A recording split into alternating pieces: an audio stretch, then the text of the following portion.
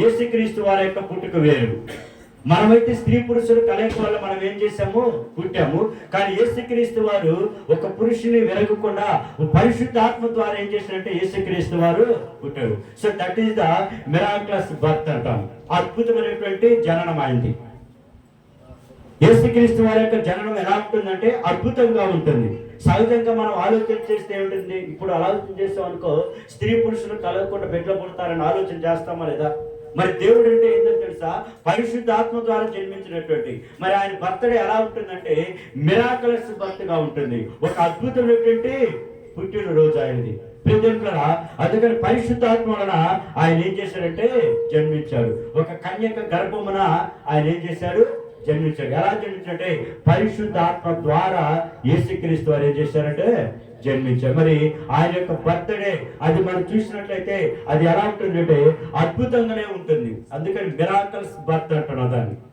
ఆయన జీవితాన్ని అర్థం చేసుకున్నట్లయితే మొదటి ఆయన ఎలా జన్మించాడంటే పరిశుద్ధాత్మ ద్వారా జన్మించాడు. ఎలా జన్మించాడు? పరిశుద్ధాత్మ ద్వారా ఆయన జన్మించాడు. ఆయన జన్మించినటువంటి ఆయనకి యేసు అనేటువంటి పేరు పెట్టబడినది. ఏమని పేరు పెట్టడమ్మా? యేసు. ఇవన్నీ కూడా మీరు మత్తయి సువార్త 1వ అధ్యాయంలో మీరు చూసినట్లయితే అక్కడ 18వ వచనం నుంచి 23వ వచనం వరకు ఉంది.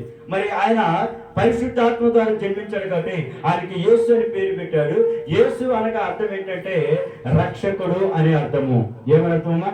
రక్షకుడు అని అర్థము. అయితే మానవాళిని పాపము నుండి రక్షించుకోవడానికి ఈ లోకంలో ఉన్నటువంటి మానవుడిగా ఆయన ఏం చేశాడంటే పుట్టాడు.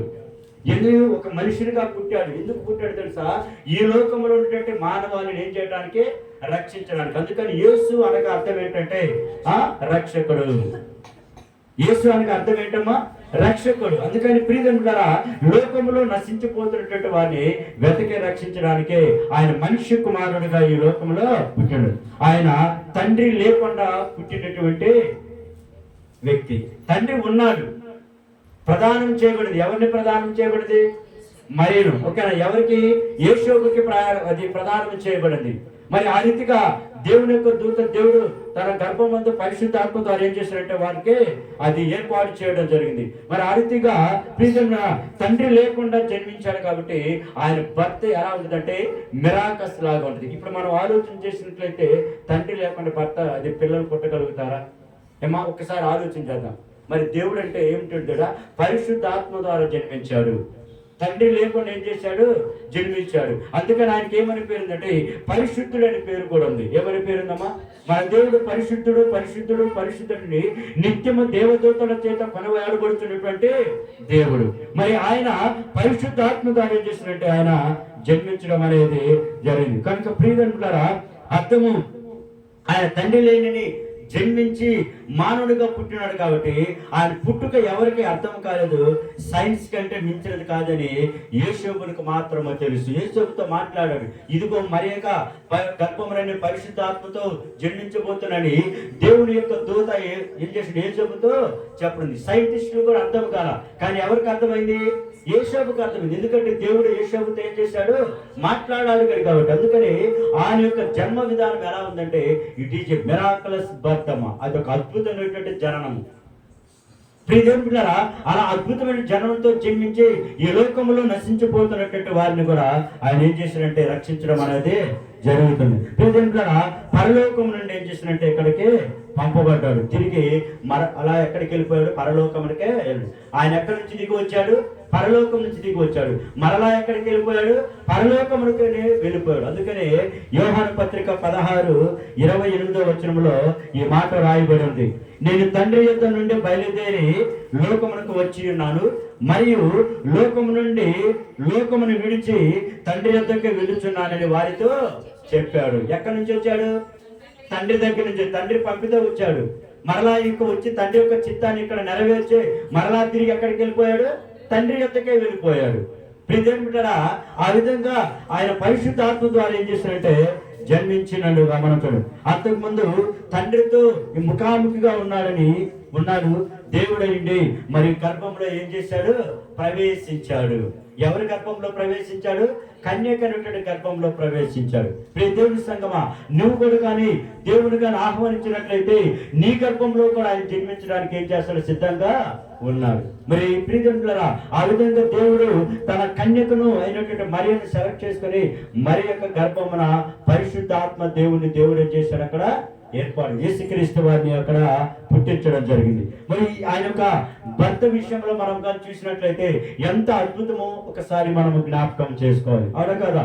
సో మానవ జన్మ వేరు, దేవుని యేసుక్రీస్తు వారి యొక్క జన్మ వేరు. యేసుక్రీస్తు వారు జన్మ ఎలా ఉందంటే పరిశుద్ధాత్మ యొక్క జన్మ, మన యొక్క జన్మ ఎలాంటిదంటే స్త్రీ పురుషుల కలయిక జన్మ. అందుకనే ఆయన యొక్క జన్మ వృత్తాంతము, ఆయన జన్మదిన వేడుకలు లేదా ఆయన జన్మదినం ఎలా ఉందంటే అది that is the miracles birth అనమాట. ఒక అద్భుతమైనటువంటి జననం ఆయనది. సో ఇది తెలుసుకొని నువ్వు ఆయన ఆరాధించినట్లయితే అదే నిజమైనటువంటి క్రిస్మస్. ఆయన జీవిత ప్రియరా అర్థం చేసుకోవాలి. యేసుక్రీస్తు వారు ఇప్పుడు మొదట్లో మనం చూసినట్లయితే ఆయన ఎలా జన్మించాడమ్మా? పరిశుద్ధాత్మ ద్వారా ఆయన ఏం చేశాడు? జన్మించాడు. రెండోదిగా చూసినట్లయితే సిన్లెస్ లైఫ్ అనమాట అతనిది. Hour God life is a sinless, అంటే మన దేవుని యొక్క జీవితము పాపము లేనటువంటి జీవితము. దేవుని యొక్క అందుకని ఆయనలో ఏమి లేదంటుండండి పాపం. మీలో ఎవడైనాను నాలో పాపం అనేది కనిపెట్టి చూసిండ్రా? దేవుడులారా, అందుకని మన దేవుని యొక్క జీవితం ఎలా ఉంటుందంటే సిన్లెస్ లైఫ్ అంటున్నారు. ఏ లైఫ్ అమ్మా? సిన్ అంటే ఏంటి? పాపము లేనటువంటి జీవితము, పరిశుద్ధాత్మతో జన్మించినటువంటి జీవితము. కనుక ఆయన ఎవరైతే రక్షకుడిగా చేర్చుకుంటారో, ఆయన ఎవరైతే తన గృహంలో చేర్చుకుంటారో ఆ కుటుంబానికి రక్షణ ఉంటుంది, వారికి ఏముంటుంది? రక్షణ ఉంటుంది. అందుకని యేసు అనగా అర్థం ఏంటంటే రక్షకుడు అని పేరుంది. యేసు అనగా అర్థం ఏంటమ్మా? రక్షకుడు. ప్రియదేవులారా, అందుకని ఈ లోకాన్ని రక్షించడానికి, ఈ లోకంలో ఉన్నటువంటి వారిని కాపాడటానికి, ఈ లోకంలో సమస్యలతో బంధింపబడినటువంటి వారిని విడుదల ఇవ్వడానికి, విమోచన కలిగించడానికి యేసుక్రీస్తు వారు ఏం చేసినట్టు యొక్క లోకంలోకి వచ్చారు. అందుకని ప్రియదేవులారా జ్ఞాపకం చేసుకోవాలి. ఎందుకంటే యేసుక్రీస్తు వారు గొప్ప మిరాకలు చేసేటువంటి వ్యక్తి. ఆయన అద్భుత కార్యాలు, ఆశ్చర్య కార్యములు ఇవన్నీ కూడా చాలా చూడటానికి ఎలా ఉంటే ఆశ్చర్యకరంగా. అందుకని మన దేవునికి ఒక పేరుంది, ఆశ్చర్యకరుడు. హల్లెలూయా. ఏమని పేరుందమ్మా? ఆశ్చర్యకరుడు అని పేరుంది. ఎవరికి? 9వ వచనం, అదే యెషయా 9:6 చెప్పాం కదా. ఈ రాత్రి చదివించాను. అంతకుముందు గడిచినటువంటి పునరుత్థాన కూడికలన్నింటిలో కూడా కొంతవరకు మన యేసు యొక్క ప్రవచన వాక్యం ఏంటో ఎలా జన్మించబోతుందో చెప్పాను. మరి అందుకని ఆయన యొక్క బర్త్డే ఎలా ఉంటుందంటే మిరాకిల్స్ లాగా ఉంటుందమ్మా. ఎలాగుంటుందమ్మా? మిరాకిల్స్. అందుకని రెండోది ఆయన జీవితంలో మనం తెలుసుకుంది ఏంటిదంటే his life is a sinless life అమ్మ. ఇతని యొక్క జీవితం ఎలాంటి జీవితము? పాపము లేనిటువంటి జీవితం. అందుకని ఎబ్రీయులకు రాసిన పత్రిక 4వ అధ్యాయము 15వ వచనంలో ఒక మాట రాయబడి ఉన్నది. ఎబ్రీయులకు రాసిన పత్రిక 4వ అధ్యాయము 15వ వచనంలో మనం చూసినట్లయితే ఈ రీతిగా రాయబడింది. మన ప్రధాన యాజకుడు మన బలహీనతల యందు మనతో సహానుభవము లేనివాడు కాదు గాని సమస్త విషయములో మన వలనే శోధింపబడినను ఆయనము పాపము లేని వాడిగా ఉండెను. ప్రియజనులారా, ఇక్కడ అపోస్తలుడైన పౌలు గారు ఎఫెసీ సంఘంతో అంటున్నాడు, ఆయన ఎలాంటి వ్యక్తి అని అంటున్నారు? పాపము లేనటువంటి వ్యక్తమా. ఎలాంటి వ్యక్తమా? పాపం. అందుకని సమస్త విషయంలో మన వలనే ఏం చేస్తున్నాడు? ఆయన శోధింపబడుచున్నాడు. మరి యేసుక్రీస్తు వారు ఈ లోకంలోకి వచ్చినప్పుడు శోధింపబడలేదా? అనేక మంది చేత శోధింపబడ్డారు. అనేక మంది అతను కొరల దెబ్బలతో కొట్టారు, ఎన్నో చిత్రహింసలు చేశారు. మరి అదంతా శోధన కాదా? మరి ఎలాగున్న ఒక మానవ రూపంలో ఉండి ఆ శోధనను ఏం చేశాడంటే భరించగలిగాడు. అందుకని ఆయన పాపము లేని వాడిగా ఉన్నాడు, పరిశుద్ధాత్మ పుట్టినవాడు కనుక అందరి వలె ఆయన ఉండకూడదు. ఆయన అందరి వలె ఉండలేదు, మనలాగా ఉండలేదు. ఆయన పరిశుద్ధాత్మ ద్వారా ఏం చేశాడు? ఆయన జన్మించాడు కాబట్టి ఒక పాపిగా ఉండకూడదని శోధింపబడినప్పుడు కూడా పాపిలో ఎన్ని వాడిగా ఆయన ఏం చేశాడు? జీవించాడు. ఎంత కష్టం వచ్చినా సరే, ఎంత బాధ వచ్చినా సరే, ఎన్ని కొరడాలు దెబ్బలు కొట్టినా సరే, ఎంతమంది అవమానించినా సరే, ఎన్ని పిడిగుద్దులు గుద్దినా సరే, ఆయన ఏం చేశాడు? మౌనంగా ఉండి ఆ శ్రమనంతా కూడా ఏం చేశాడు? భరాయించగలిగాడు. ప్రియదేవులారా, ఎందును బట్టి అంటే అందరి వలె కాకుండా ఆయన ఒక ప్రత్యేకమైన వ్యక్తిగా ఉన్నాడు కాబట్టి శోధింపబడినప్పుడు కూడా పాపం లేనటువంటి వారిగా ఏం చేశాడు, జీవించాడు. అందుకని ఆయన జీవితం ఎలాంటి జీవితం అమ్మా? పాపము లేనటువంటి జీవితం.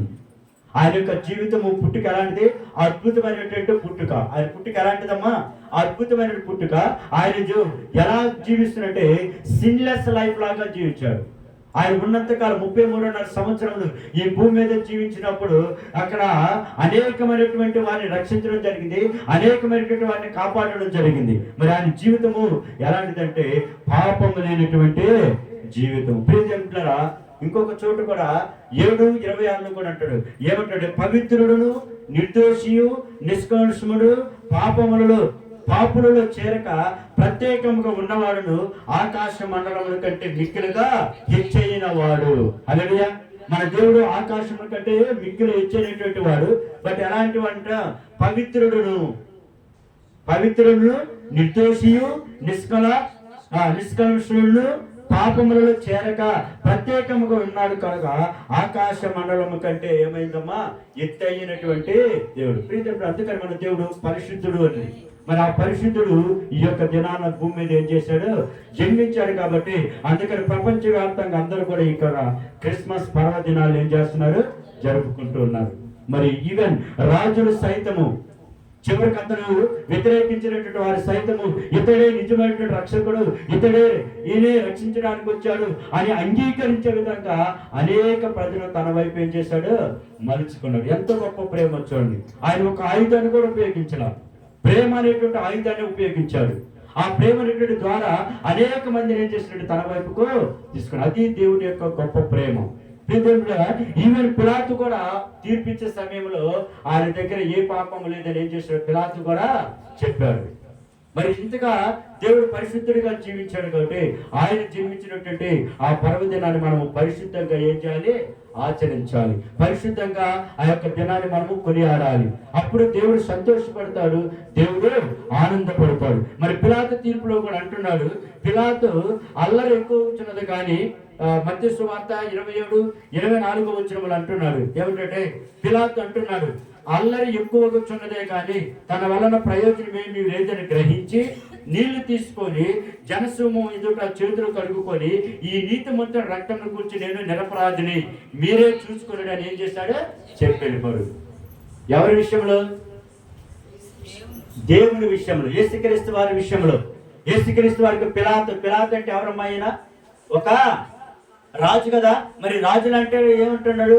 ఇతని దగ్గర నాకు ఏమి కూడా పాపము కనిపించట్లేదు, ఏది కూడా తప్పిదమును కనిపించలేదు, కనుక ఈ నీతిమంతుడిని రక్తమును గురించి నేను నిరపరాధిని అని అంటున్నాడు. ఏమంటున్నాడమ్మా?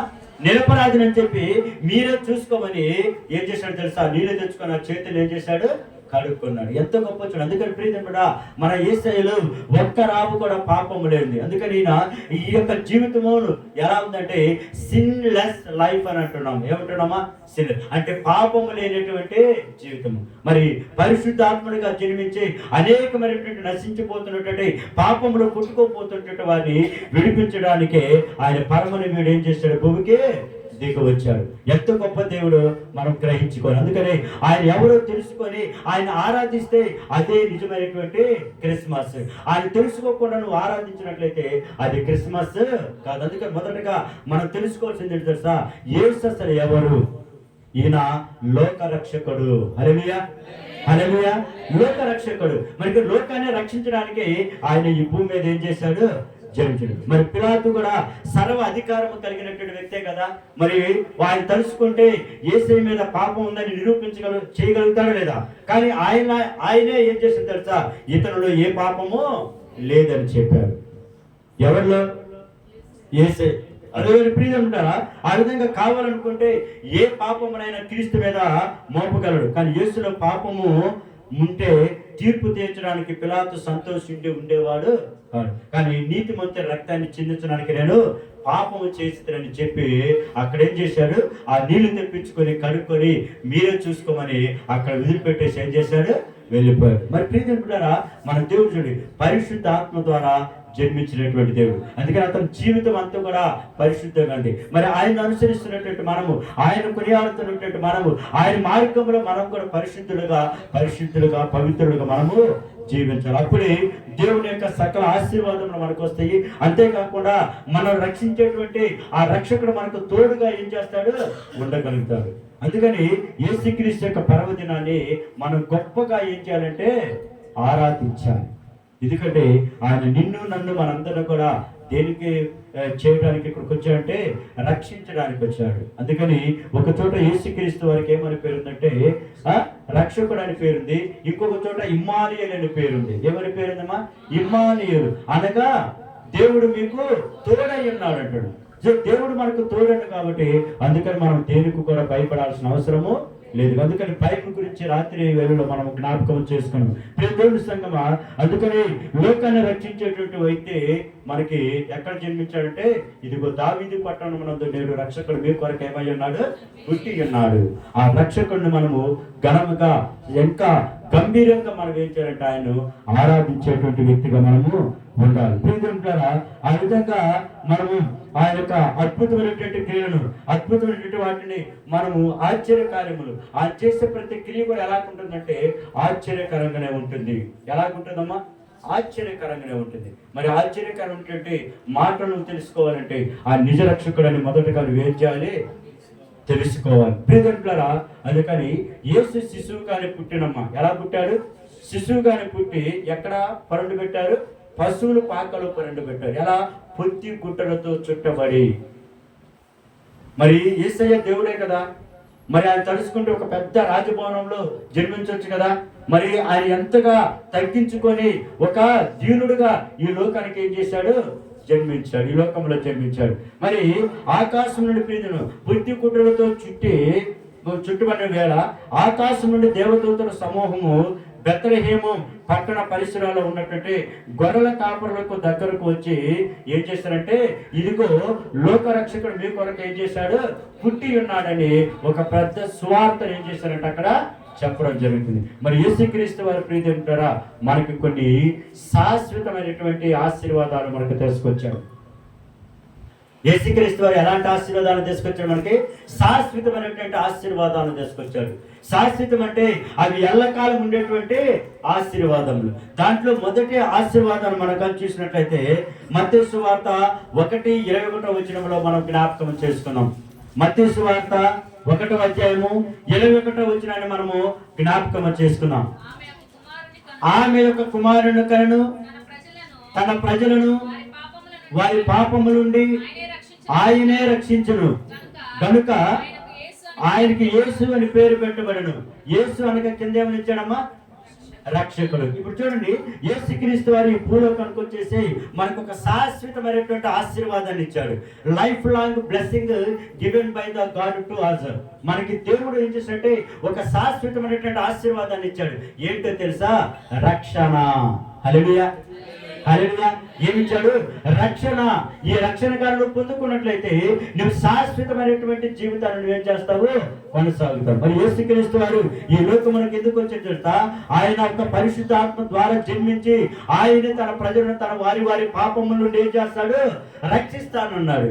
మరి యేసుక్రీస్తు వారు మనకు తెచ్చినటువంటి ఆ యొక్క శాశ్వతమైనటువంటి ఆశీర్వాదం ఏంటంటే రక్షణ. ఏంటమ్మా? రక్షణ అనగా పాపం యొక్క శిక్ష, శక్తి, తర్వాత ప్రభావం నుండి తప్పించేటువంటి వాడే ఆయనే రక్షకుడు. ఇప్పుడు ఆయన మనల్ని ఎలా దేని నుంచి రక్షిస్తున్నాడు? పాపము నుండి రక్షిస్తున్నాడు. అలాగనే ఈ లోకంలో అంధకారమైన శక్తుల నుంచి మనల్ని ఏం చేస్తున్నాడు, రక్షిస్తున్నాడు. అంతేకాకుండా ఈ శిక్ష పడకుండా మనల్ని ఏం చేస్తున్నాడు, రక్షిస్తున్నాడు. అందుకని ప్రభువును నమ్మి బాప్తిజం పొందిన వాడు ఏమవుతాడు, రక్షింపబడును. మొదట పాపము నుండి మనం రక్షిస్తున్నాడు, తర్వాత నరకం నుండి మనం రక్షిస్తున్నాడు, తర్వాత ఈ లోకంలో అంధకారమైన శక్తుల నుంచి మనల్ని ఏం చేస్తున్నాడు, రక్షిస్తున్నాడు. అందుకని యేసు అనగా అర్థం ఏంటో తెలుసా, రక్షకుడు. హల్లెలూయా, హల్లెలూయా. యేసు అనగా ఏంటమ్మా, రక్షకుడు అనేది. ఇది శాశ్వతమైనటువంటి ఆశీర్వాదము. ఈ ఆశీర్వాదము దేవుడు ఇచ్చేటువంటిది. రెండోది కనుక చూసినట్లయితే ఫిలిప్పులకు రాసిన పత్రిక 2వ అధ్యాయంలో మనం జ్ఞాపకం చేసుకున్నట్లయితే ప్రభువైనటువంటి యేసుక్రీస్తు వారు మనకు ఇస్తున్నటువంటి శాశ్వతమైనటువంటి ఆశీర్వాదాన్ని మనము జ్ఞాపకం చేసుకున్నాము. ఫిలిప్పులకు రాసిన పత్రిక 2వ అధ్యాయము 9 నుంచి 11 వచనాలు మనం జ్ఞాపకం చేసుకున్నాం. అందుచేతను పరలోకమందున్న వారిలో గాని, భూమి మీద ఉన్న వారిలో గాని, భూమి కింద ఉన్నటువంటి వారిలో గాని ప్రతి వాని మోకాలను యేసు నామమున వంగినట్లు ప్రతి వాని నాలుకయు తండ్రి అయిన దేవుని మహిమార్థమై యేసుక్రీస్తు ప్రభువని ఒప్పుకొనున్నట్లు దేవుడు ఆయన అధికముగా హెచ్చించి ప్రతి నామమునకు పై నామమును ఆయనకు అనుగ్రహించెను. హల్లెలూయా. మరి ఈ యొక్క మాటల నుంచి మనం కానీ చూసినట్లయితే ప్రియజనులారా, మనుషుల పోలికగా పుట్టి దాసుల స్వరూపమును ధరించుకొని తను తానే రిక్తునిగా ఏం చేశాడు, ఎక్కడికో వచ్చాడు. మరి ఆ విధంగా వచ్చి మనకేం చేశాడంటే ఒక ప్రభువుగా ఈ లోకానికి వచ్చాడు, ఒక దేవుడుగా ఈ లోకానికి వచ్చాడు. అంతేకాకుండా ఒక అధిపతిగా ఈ లోకానికి వచ్చాడు, ఒక యాజకుడిగా ఈ లోకానికి వచ్చాడు. యేసుక్రీస్తు వారు యాజకుడు అవును కదా. ఏ యాజకుడు? తండ్రి యొక్క సువార్తను ప్రకటిస్తున్నటువంటి వ్యక్తి. ఆయన ప్రియదేవులారా, ప్రభువు, దేవుడు, అధిపతి, యాజకుడు. ఈ సర్వలోకమునకు అధిపతి ఎవరంటే ప్రభు అయిన యేసుక్రీస్తు. ఆయన అధికారం మొత్తము తన కుమారులో ఉంచి ఆ కుమారుని ఏం చేశాడు, ఈ లోకానికి పంపించాడు. మరి ఆ అధికారం చేత ఈ లోకంలో నశించిపోతున్నటువంటి వారిని అందరిని కూడా ఏం చేశాడు, రక్షించాడు. మరి దేవుడు మనకి ఇచ్చినటువంటి రెండవ శాశ్వతమైనటువంటి బ్లెస్సింగ్ ఏంటంటే, ఆశీర్వాదం ఏంటంటే, ప్రభువు మనకి యేసుక్రీస్తు వారు మనకి ఎలా ఉన్నాడు, దేవుడిగా ఉన్నాడు. యేసుక్రీస్తు వారు మనకు ఎలా ఉన్నాడు, అధిపతిగా ఉన్నాడు. యేసుక్రీస్తు వారు మనకు ఎలా ఉన్నాడు, యాజకుడిగా ఉన్నాడు. తండ్రి యొక్క సువార్తను మనకు ప్రకటిస్తూ ఉన్నాడు. నిజమైన దేవుని యొక్క సువార్తను మనకు ప్రకటిస్తున్నాడు. తండ్రి యొక్క రాజ్యంలో మనల్ని తీసుకెళ్ళడానికి ఆయన ఒక యాజకుడిగా, ఒక ప్రభువుగా, ఒక దేవుడిగా ఈ లోకానికి ఏం చేశాడు, రావడం జరిగింది. అనగా నీతి, న్యాయము, కనికరములతో దేవుడు ఏం చేశాడు, ఈ లోకాన్ని పరిపాలన చేశాడు. హల్లెలూయా. ఎలా పరిపాలన చేశాడు ఈ లోకాన్ని?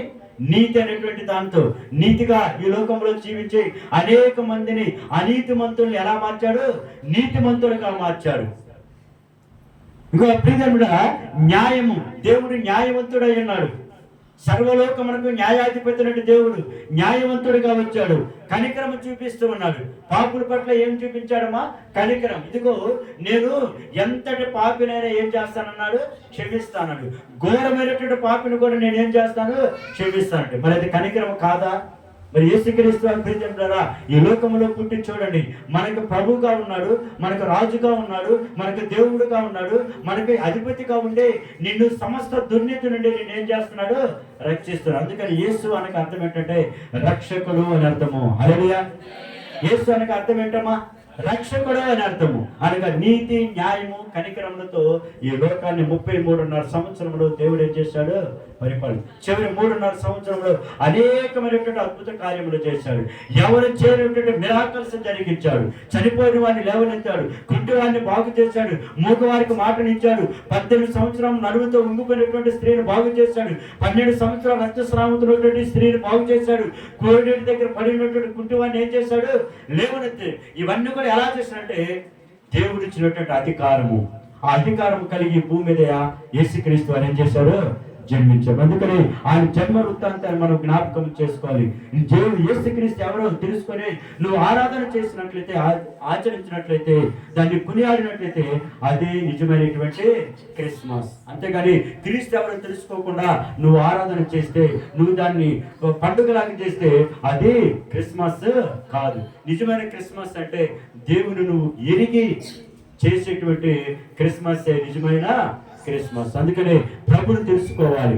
ప్రభు పరిశుద్ధాత్మ ద్వారా జన్మించాడు. ప్రభు పాపం లేనటువంటి జీవితంతో జన్మించాడు. అంతేకాకుండా ప్రభు మనకు రక్షకుడుగా వచ్చాడు. అంతేకాకుండా ప్రభు మనకు దేవుడుగా, అధిపతుడుగా, యాజకుడిగా ఏం చేసి ఈ లోకంలో జన్మించి అనేక చోట్ల నశించిపోతున్నటువంటి వారిని ఏం చేశాడు? రక్షించాడు. ప్రియదేవులారా, జ్ఞాపకం చేసుకోండి. యేసుక్రీస్తు అందుకనే నేడేం చేశాడు? రక్షకుడు మీ కొరకు పుట్టి ఉన్నాడు. ఆయన రక్షకుడు. ఆయనను చేర్చుకుంటే నీకు రక్షణ ఉంటుంది. ఆయన చేర్చుకుంటే నీకు ఆశీర్వాదం ఉంటుంది. ఇప్పుడు ఆశీర్వాదం గురించి చెప్తున్నాడు కదా. నేనేం చేసిన రక్షకుడు నిన్ను నరకం నుండి ఏం చేస్తున్నాడు? తప్పిస్తాడు. నిన్ను పాతాళంలో ఏం చేస్తున్నాడు? రక్షిస్తున్నాడు. నిన్ను అంధకార శక్తుల నుంచి ఏం చేస్తున్నాడు? రక్షిస్తున్నాడు. సో ఎంత అందుకని యేసు అనగా అర్థం ఏంటంటే రక్షకుడు అని పేరు ఉన్నది. కదా, జ్ఞాపకం చేసుకోవాలి. మరి మూడవ ఆశీర్వాదం ఏంటంటే, ఇప్పుడు మొదటి ఆశీర్వాదం ఏంటమ్మా? రక్షణ అనేటువంటి ఆశీర్వాదము. రెండోది ఆశీర్వాదం ఏంటో, మనకు దేవుడు ఆయన యేసుక్రీస్తు వారు ఎలా ఉన్నాడు? ప్రభువుగా ఉన్నాడు. యేసుక్రీస్తు వారు ఎలా ఉన్నాడు? దేవుడిగా ఉన్నాడు. యేసుక్రీస్తు వారు ఎలాగున్నాడు? మనకు అధిపతిగా ఉన్నాడు. యేసుక్రీస్తు వారు మనకు ఎలాగున్నాడు? యాజకుడిగా ఉన్నాడు. అందుకని శాశ్వతమైనటువంటి ఆశీర్వాదాన్ని దేవుడు మనకి ఇవ్వడానికి ఆయన పరమని వీడి భూమికి వచ్చాడు. మరి మూడవ ఆశీర్వాదాన్ని మనం చూసినట్లయితే లూకాసు వార్తలో రాయబడింది 4వ అధ్యాయము. లూకాసు వార్త 4వ అధ్యాయము 17వ వచనం నుంచి మనం జ్ఞాపకం చేసుకున్నాము. లూకాసు వార్త 4వ అధ్యాయము 17వ వచనము. ప్రవక్త అయినటువంటి యెషయా గ్రంథము ఆయన చేతికి ఇవ్వబడెను. ఆయన గ్రంథము విప్పగా ప్రభు ఆత్మ నా మీద ఉన్నది, బేదలకు సువార్త ప్రకటించుటకై ఆయన నన్ను అభిషేకించును, చెరలో ఉన్నటువంటి వారికి విడుదలను, గుడ్డి వారికి చూపును కలుగునని ప్రకటించుకును, నలిగిన వారిని విడిపించుటకును, ప్రభు హితవస్త్రమును ప్రకటించుకును ఆయన నన్ను పంపి ఉన్నాడు. ఆయనే ప్రభు అయిన యేసుక్రీస్తు వారు. ఇది యెషయా గ్రంథంలో యెషయాకి ఇచ్చాడు కదా, దాంట్లో చెప్పబడి ఉంది. మరి ఈ లోకానికి ఎందుకు వచ్చాడంటే ఇక్కడ క్లియర్ గా రాయబడింది. నిన్ను రక్షించడానికి, నీకు విడుదల ఇవ్వటానికి, ఇంకా ఏం చేశాడు? గుడ్డి వారికి చూపినివ్వటానికి, నలిగిన వారిని విడిపించడానికి, చెరలో ఉన్నటువంటి వారిని విడిపించడానికి, బంధకాలలో ఉన్నటువంటి వారిని విడిపించడానికి ప్రభు యేసుక్రీస్తు వారు ఏం చేశారు? ఈ యొక్క లోకానికి వచ్చారు. అందుకని అని వ్రాయబడిన చోట ఆయన తిరగను. ఆయన గ్రంథం చుట్టే అదే పరిచయానికి కూర్చుండో సమాజ మందిరంలో ఉన్న వారందరూ ఆయనను తేర చూసి ఆయన నేడు మీ వినికిడిలో ఈ లేఖనం నెరవేరిన వారితో చెప్పగలరు. సరే, ఏమైనా ప్రభు యేసుక్రీస్తు వారు గుర్తుపెట్టుకొని ఈ లోకానికి ఎందుకు వచ్చారంటే ఇదిగో వీటన్నిటి నుంచి నీకు విడుదల కలగటానికి. ఈరోజు నువ్వు ఇరుకులతో ఇబ్బంది పడుతున్నావా? ఈరోజు నువ్వు నలిగిపోతున్నావా? ఈరోజు నువ్వు అంధకారంలో ఉండి ఎటు వెళ్ళాలో తెలియనటువంటి స్థితిలో ఉన్నావా? అయితే ప్రభు అంటున్నాడు, ఇదిగో నేడే రక్షణ దినము, నేను రక్షకుడు అని అంటున్నాడు. కనుక ఆయన ఎవరైతే చేర్చుకుంటారో, ఆయన ఎవరైతే హృదయంలో చేర్చుకుంటారో వారందరికీ కూడా ఏం చేస్తారంట? విడుదలను, విమోచనను కలుగు చేస్తాడు. పేదలకు సువార్త ప్రకటించడానికి వచ్చాడు. అందుకే దేవుడు తన కుమారుని ఏం చేసి ఈ లోకానికి పంపించాడు. అందుకే యేసుక్రీస్తు వారు ఏమై ఉన్నాడంటే మనకి దేవుడై ఉన్నాడు. ఏమై ఉన్నాడమ్మా? దేవుడు. దేవుడు జ్ఞాపకం చేసుకోవాలి. అందుకని యేసుక్రీస్తు వారు